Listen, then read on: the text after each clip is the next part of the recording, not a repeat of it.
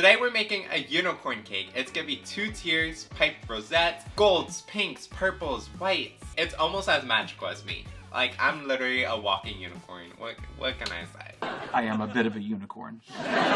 Literally, I've made 20,000 unicorn cakes. But I love it every time. They're always so fun, and there's always so much different ways to go into it. And it's perfect for beginners. Let's get right into it. Okay, so I ran out of buttercream, so we have to make some buttercream. So you can find our full recipe of buttercream on our website. It comes with a full class, a full breakdown. If you're struggling with buttercream, if you're new to cakes, this recipe you need. Not only to frost with, but to eat.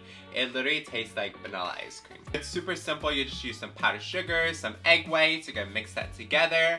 I like to use KitchenAid mixer to make everything go fast. It does take a lot of butter, but we're also making a lot of buttercream. I'm rich with butter. Like, butter prices are OD right now, so I literally look like a millionaire with all this butter in front of me right now. It's the motherfucking Eagle Double G. Snoop Dogg.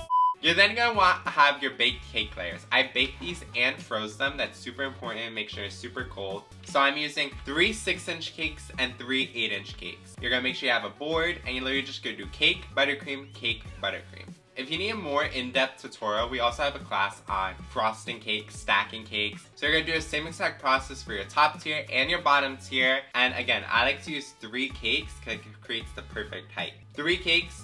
Secret number. I promise you won't regret it. So once you have all your cakes crumb coated, and crumb coated just means a thin layer of icing all around. And you want to do this to make sure you lock in those crumbs. So once you crumb coat it, you're going to put it in the refrigerator and make sure it's completely cold, and then do your next layer.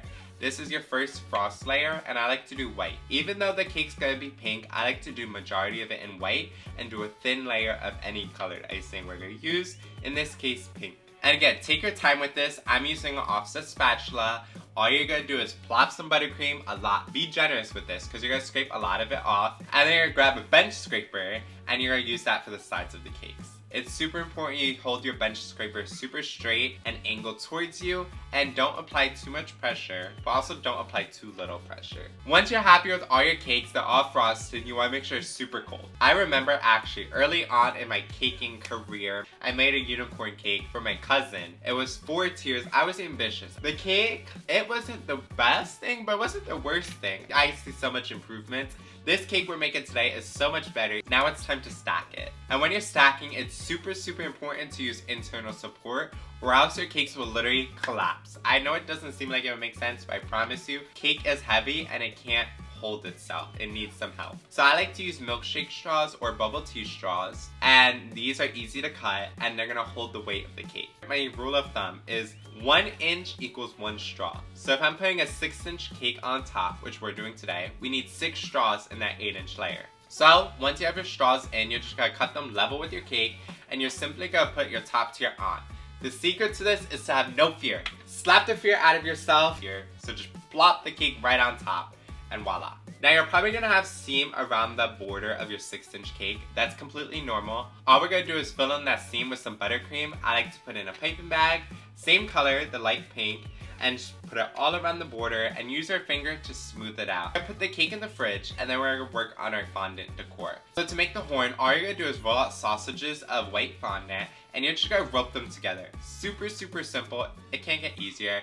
Just the secret to it is making sure you come to a point. You want it to be slightly thicker at the bottom and thinner at top, just as a unicorn horn would be. For the ears, they're just triangle shapes, and we're just gonna push the inside a little just to be indented, almost like a curve to it. And then for the eyes, they're literally just eyes, as you would like a drawing. Almost like a swoosh. Now that you're done with your fondant decor, it's time to make your buttercream colors. Again, we always use gel food coloring. I like AmeriColor. And today I decided to do pinks, purples, and a little bit of white. Any color would work, any color theme would work. Just keep in mind color theory, keep in mind the color wheel. I like to use 2D and 1M piping tips from Wilton. I feel like they create the perfect shapes, and you're literally just gonna start from the inside and work your way out. So I want it to be across the whole cakes, like cascading down. Just do this very randomly, do all different colors until you're happy with the results. You're then gonna wanna add your horn, your ears, and your eyes.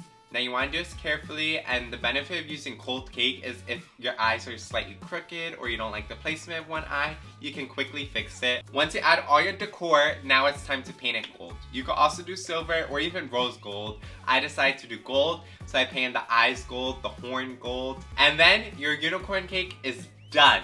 This is the perfect cake for a beginner who's looking for a little bit of a challenge.